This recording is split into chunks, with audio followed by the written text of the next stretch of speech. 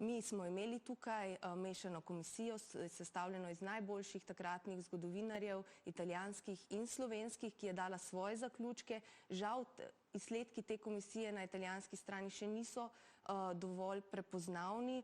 Kadar pa govorimo o ustanavljanju takih muzejev, pa seveda moramo postaviti zgodovinska dejstva v kontekst in tudi travmatično zgodovino trpljenja, družin, ljudi, ki so izgubili življenje, ne smemo politizirati.